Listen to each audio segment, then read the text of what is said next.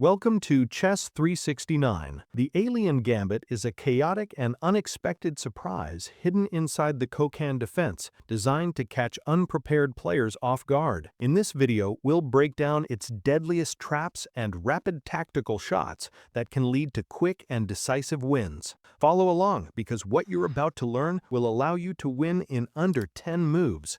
And if you enjoy surprises, don't forget to like and subscribe. In the main position, most players respond with knight to f6, aiming to trade knights and head to a quiet, balanced variation. However, white has a surprising option, the unusual move knight to g5. When black tries to chase the knight away with pawn to h6, white suddenly sacrifices with knight takes f7. At first glance, it looks ridiculous, almost like white has given up a knight for no compensation, but the position is far more dangerous than it appears. Statistics show why this gambit is so effective. Knight takes f7 gives white an impressive 59% win rate, outperforming the standard main lines by a wide margin. Even though engines like Stockfish evaluate the sacrifice as minus 1.5 in black's favor, the practical reality is very different. White's attacking ideas are easy to find. The queen can join the attack quickly, the remaining knight can jump into aggressive squares, and black is often completely unprepared. In practice, it is far more difficult for black to defend than it is for white to attack. Today, I'm going to break down this trendy variation, the 10 main traps you must know, and its best reputation. The idea behind knight to g5 is not new. In the classical Kokan lines, such as the Karpov variation, black sometimes plays knight to d7 before developing the knight to f6, and in those positions, knight to g5 is actually considered a main move. Strong players, including Garry Kasparov, have used similar ideas. The concept remains the same. At the right moment, white can sacrifice the knight on f7 or e6 to launch a devastating attack. For example, there is a humorous trap where, after pawn to h6, white can play knight to e6, attacking the queen.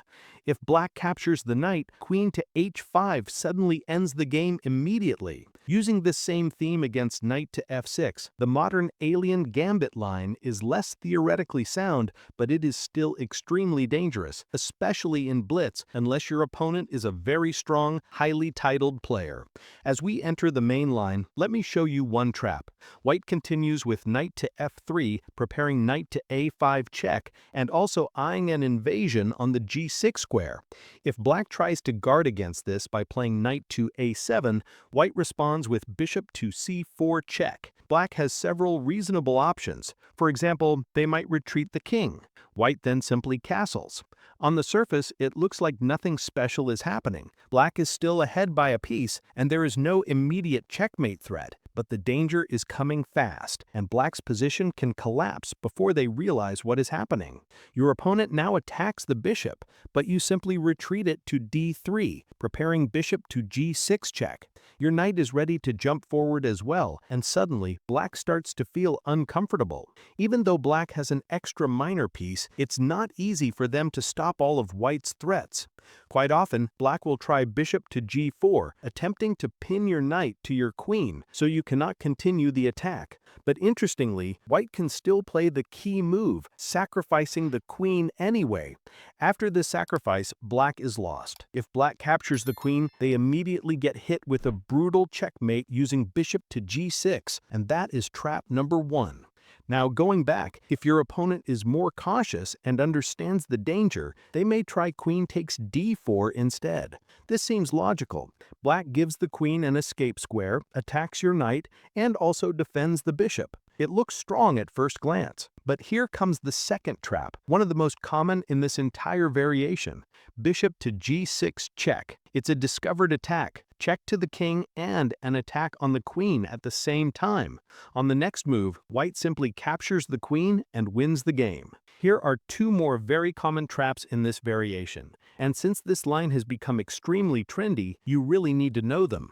Quite often, black plays bishop to g4, which is actually a major mistake, yet still one of the most frequently played moves. This allows knight to e5 check, and black loses the bishop on the next move. But the trap doesn't end there. If black retreats the king to g8, you could simply capture the bishop and enjoy an extra pawn with an attack. But you can stay tricky and instead play bishop to c4 check. If black hides the king in the corner thinking they are now safe, that is another losing blunder. After queen to d3, you ignore the bishop completely because this leads directly to checkmate. While bishop to g4 is an obvious mistake due to the knight to f5 tactic, the move bishop to f5 seems much better for black. It is better, but still extremely dangerous. White continues with knight to a5 check. After the king returns, white once again plays bishop to c4, maintaining strong threats. And here comes the trap. The only move that keeps black's position healthy is knight to d5. Any other move leads to serious trouble. Black often chooses a more natural-looking defense by either tucking the king away or blocking with pawn to a6. But both moves are actually losing. White can immediately strike with pawn to g4. For example, if black plays pawn to a6, it doesn't truly defend the pawn. After pawn to g4, the bishop must move, and white simply captures the pawn and continues the attack. So this line is bad for black. The same happens if the king goes to h7. White plays pawn to g4, aiming to remove the bishop from the diagonal. If white manages to do that, queen to d3 would be checkmate, just like in one of the earlier traps. If black tries to counter with bishop to e4, white has a beautiful tactic. Pawn to g5, breaking through and threatening checkmate. There are two hilarious lines here. If black captures the pawn with the rook, white delivers a nasty pawn checkmate with pawn to g6, taking it back. If black instead captures the pawn with a different piece, white does not recapture. Instead, white keeps attacking with knight to f7, which hits the queen, attacks the rook, which we don't even care about, and most importantly, targets the pawn on g5. The queen is forced to move, and once it does, white simply captures the pawn with check. White keeps delivering checks one after another, and the game is essentially over. The king cannot retreat because white would win the queen, and the king also does not want to step to h6 because of the x-ray threats. But white will force it anyway. For example, if the king goes there, white plays bishop to f7, forcing the king onto the dangerous square. After that comes a powerful discovered check, and everything collapses. White can finish the game with something like queen to h5 checkmate. After you play knight to f3, aiming for knight to e5 check, most opponents will try knight to d7, guarding that square.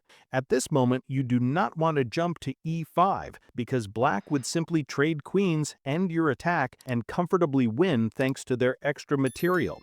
Instead of knight to a5, white continues with bishop to c4, attacking the king from a different angle.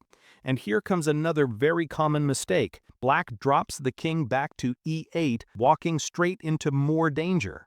Black should have played pawn to a6, but many players naturally try to bring the king back to its original square, thinking it is safe there, surrounded by pieces. This is a major mistake because later in the game, white will always have the powerful idea of bringing the queen to g6 with a devastating attack. In fact, white can even play queen to g6 immediately. It is not the objectively strongest move, but in practice it wins often because opponents respond with the most natural idea, knight to b6, giving the king an escape square. White shuts this down instantly with knight to a5, and queen to g6 delivers checkmate on the next move. There is no defense. In some cases, bishop to f7 is also checkmate. Since the alien gambit is becoming so popular, many opponents will be prepared, but there is still a way to trick them. Instead of pushing pawn to d4, you can choose the two knights variation. Most opponents will repeat their usual setup because they don't know the deeper grandmaster ideas. They will still aim for the trade and play knight to f6, hoping to reach familiar positions.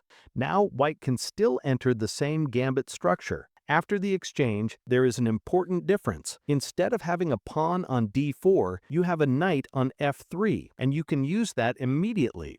White plays knight to a5 check right away. Black had no time to play knight to d7 and guard that square, so the check is unstoppable.